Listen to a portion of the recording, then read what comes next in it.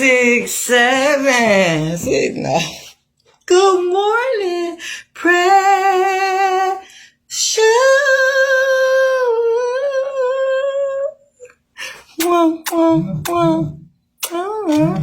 How you doing, baby?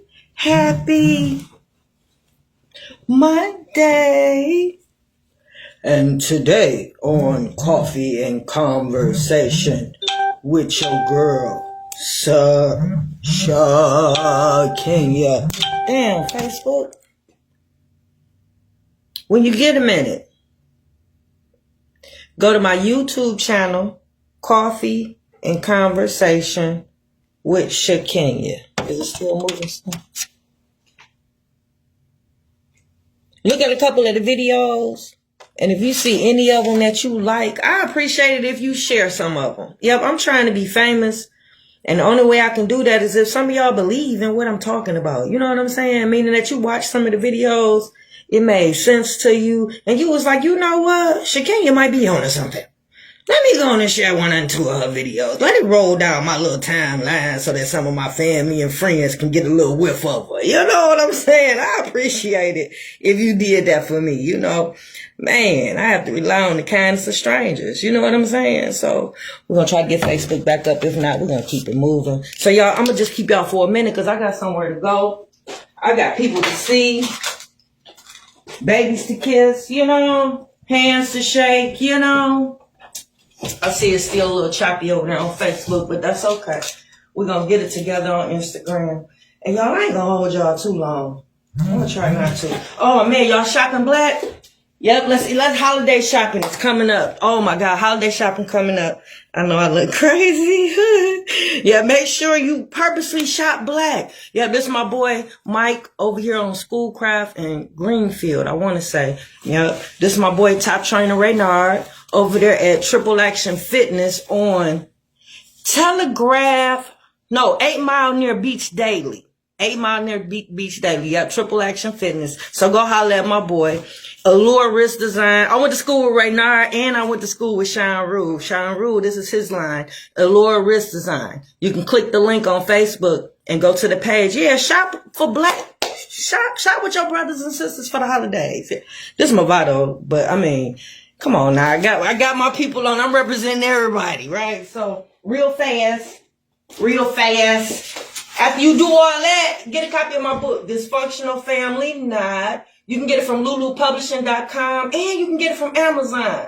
Yeah, I'm going to get some more platforms going at the beginning of the year. Just kind of roll with me for now, right? Because I don't know if we shopping at Amazon. I don't know. I'm trying to keep up with the black news to see what we should and should not be doing and where we should and should not be shopping. We was in Vegas and our friend was about to go in Target. Do you know I scolded her and I said I was not going to do that. I don't think we should badger and beat up on our people when they don't conform and get on the, you know, what we trying to do and support, you know, but I do feel a way when we don't, you know what I'm saying? And I felt a way when she was trying to go in there. I'm like, I don't care that we is in Vegas. Somebody going to see us. Somebody going to know. And I'm going to know that we in here and we not supposed to be. She got mad and went to another store, but it's just the point that I was spazzing out about Target. So I don't know. I don't know. We'll figure it out.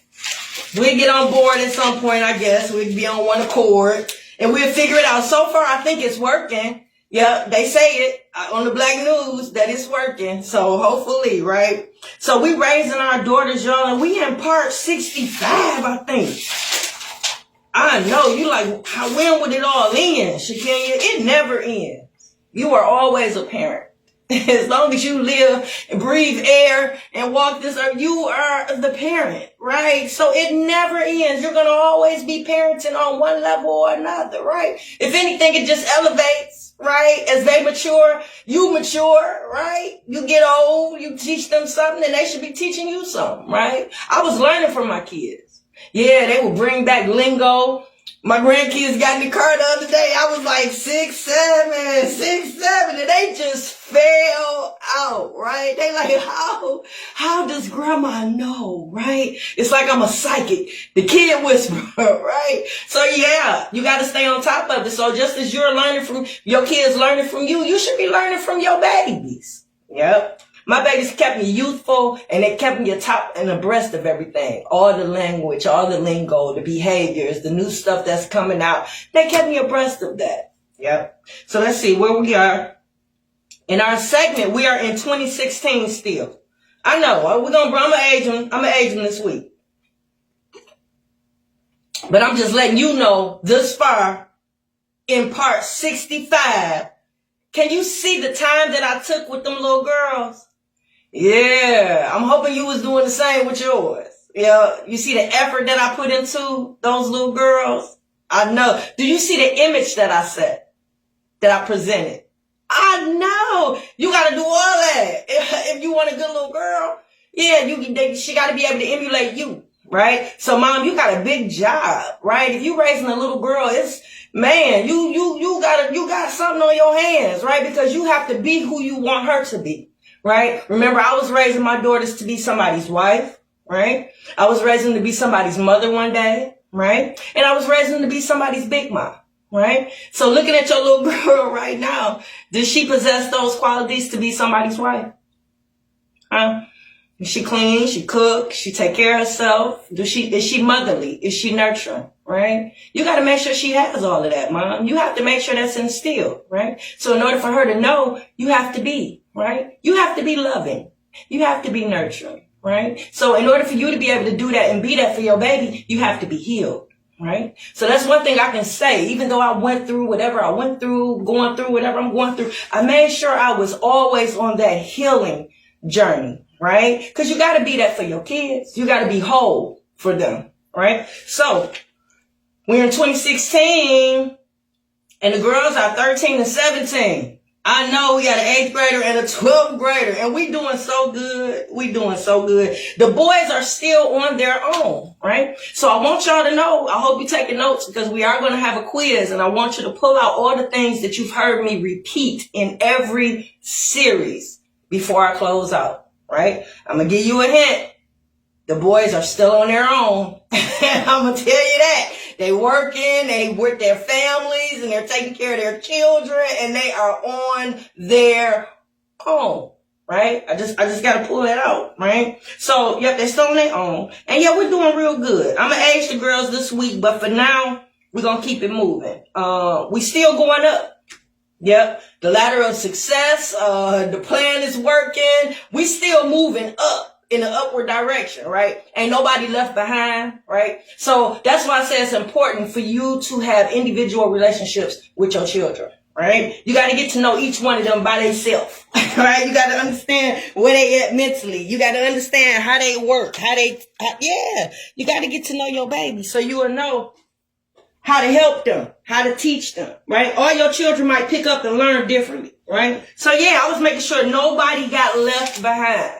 So yeah, we were doing pretty good, I'll say, right? So we moving up. We're progressing, right? For the baby not to be in my life right now and haven't been for about 6.5 years, I wish that I can tell you that something tragic happened that caused it to be.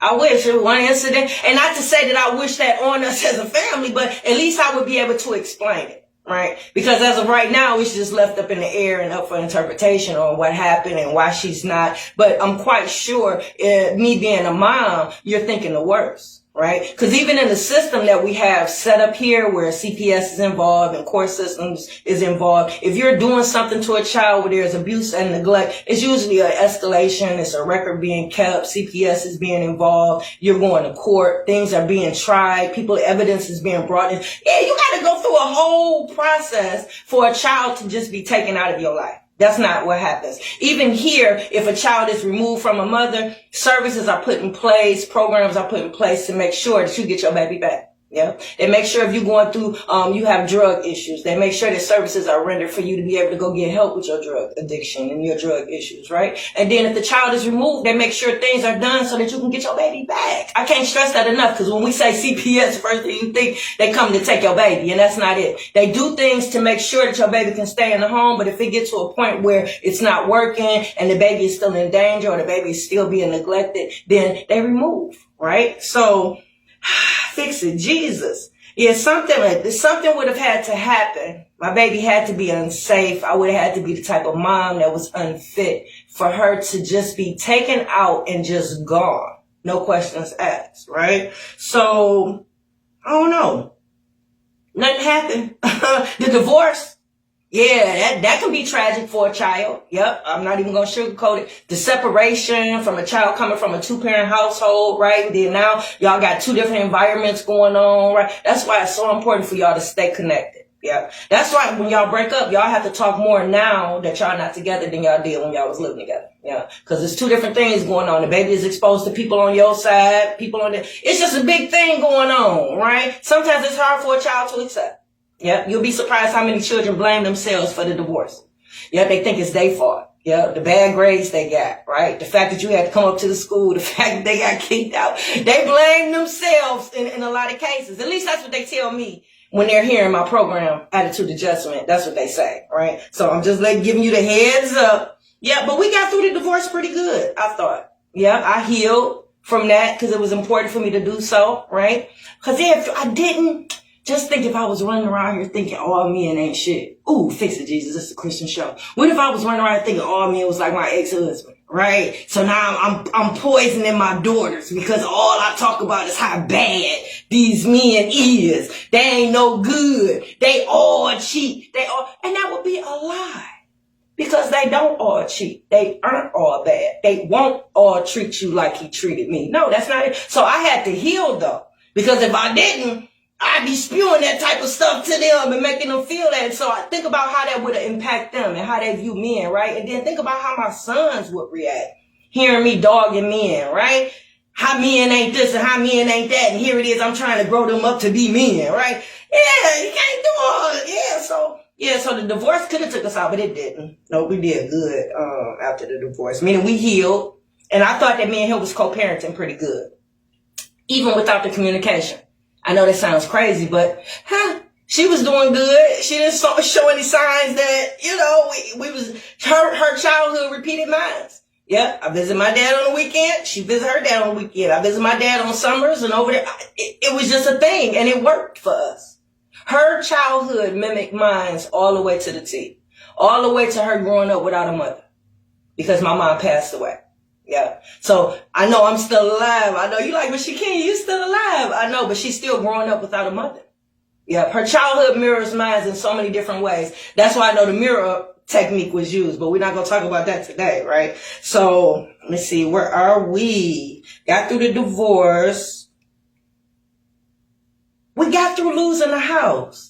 I know. Oh my God, I miss Hartwell so bad. That was the first property that I purchased. That was my starter home. I raised the boys in that home. I know. So I hated to lose Hartwell. But when I lost Hartwell, I got on a land contract with another property, fixed it up, and moved the family in it, right? So that could have been tragic. Because we could have ended up in a homeless shelter. We could have been out here all displaced. My children could have been taken away. But no, we were able to remain a family and we were able to move into the new house that I put together. Not only did we move into the new house as a family, but his dad was living with us at the time. So I brought his dad along with us. Yeah, you thought I was going to put him out. I know. You would have. I know, because the fruit don't fall from the tree, right? But no, I didn't do that to his daddy. When he left us and left his daddy, that's my daughter's grandfather. So he's family. He's part of the village, yeah. So no, I took care of him as if he was my dad. But no, So I moved him right on in with us. So that could have been tragic, but it wasn't. That wasn't enough to break us. We had lost loved ones. Yep. We had lost some elders. Right? But my children are very aware that death is associated with life, you know. So I mean, they knew, and it was okay. Yep. Nobody needed any therapy after the deaths, right? It was like natural, you know. Still nothing tragic, right? Nothing tragic that I can think of at this time. Nothing that we weren't able to get through together as a family. My boys are men at this time. Yep, they're responsible, they're respectful. Yep. They are men. And they are where they should be. Right? Where they should be. They was right in the time frame of the book. So they were where they should be at the time, right? So everybody's doing good. The girls are still perfect. Yeah, I know I use that term loosely, but yeah, they were perfect. They were the product that I was looking for, right? They were growing up at the rate that they should, right? The baby's growing up just a little bit faster because of the things that she's also being exposed to on my end and dad's end, and they're different. So it's adding up and it's piling up, right? So now she got different perspectives going in. She got different perceptions of how she see things going in. She got different opinions going on, right? So she got a lot that she's processing and dealing with, and as a result of, it's aging her a little bit. So she's technically 13, but I'm going to say mentally, I'm going to give her 14. Yep, I'm going to give her a whole year up. Yep, I'm going to do that. Let me see. So the 16 tips that dad is actively using right now in the incidents, yeah, that's going to contribute to her maturing a little bit faster than what I had expected, but it was still tolerable. It was still okay. I can handle it. Nothing too crazy, and she still wasn't giving me any problems, right? So I'm going to give you a hint for your quiz that's coming up. It's a couple things that I mentioned in every video thus far.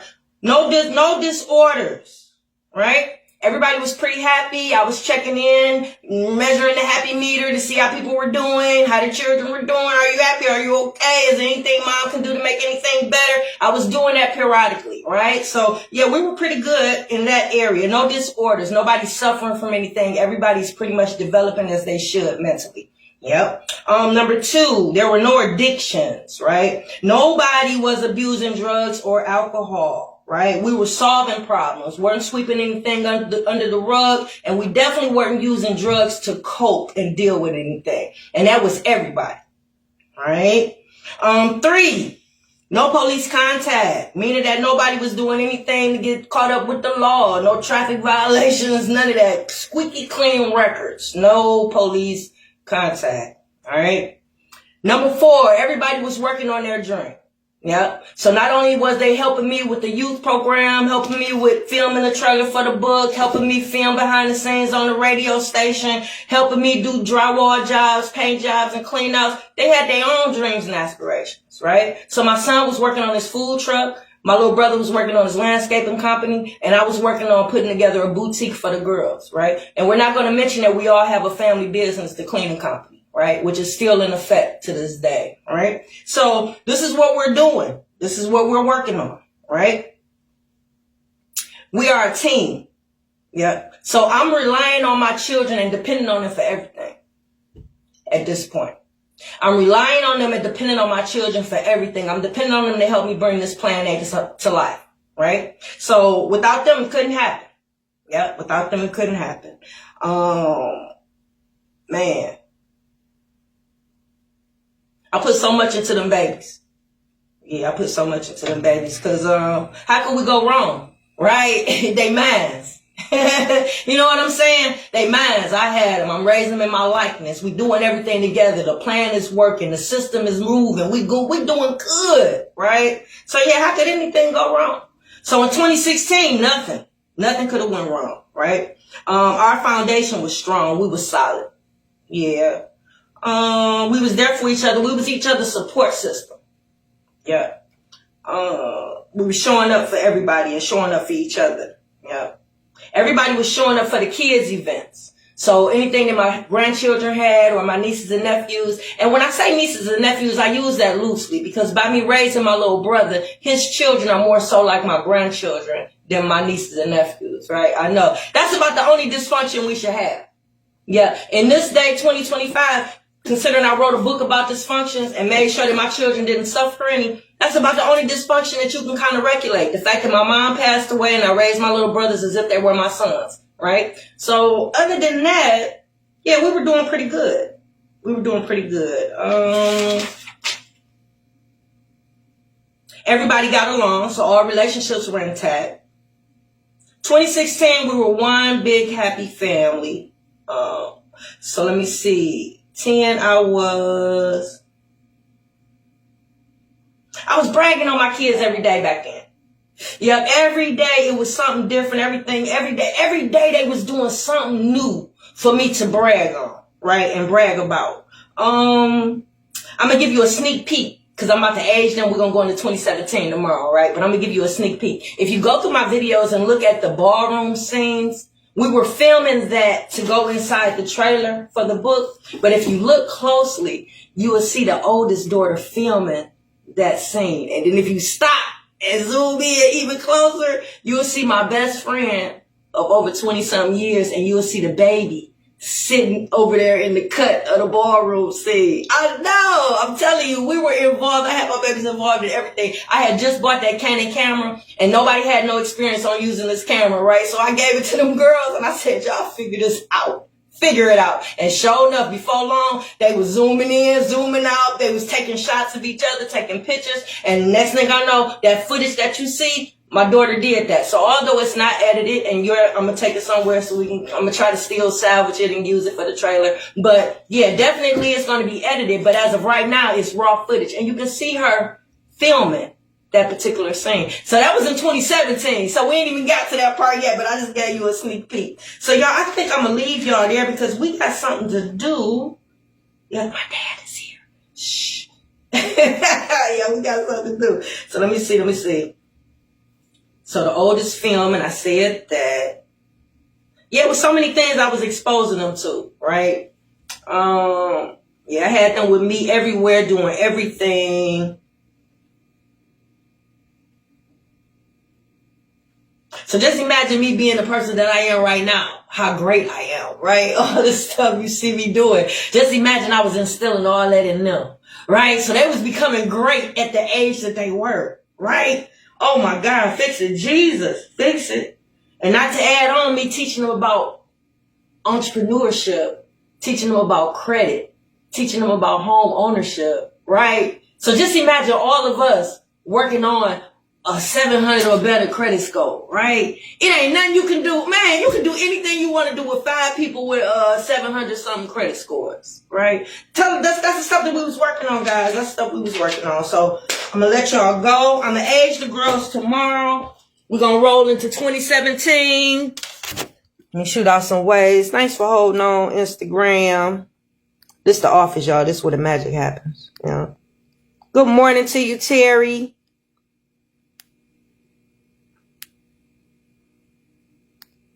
Oh, somebody's sick. I hope you feel better. I'm trying to get to everybody. My bad. Because I appreciate y'all staying on. I do. Okay, I'm out. Mwah.